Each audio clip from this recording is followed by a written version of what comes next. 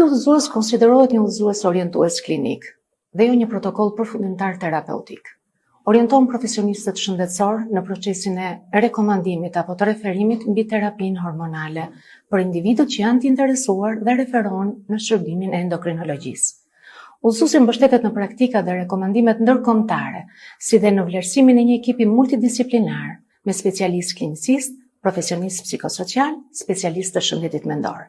Çdo rast vlerësohet individualisht nga ky ekip multidisiplinar dhe nëse individi shfaq patologji apo ka patologji të caktuara, përjashtohet nga ky udhëzim në varësi të vlerësimit klinik.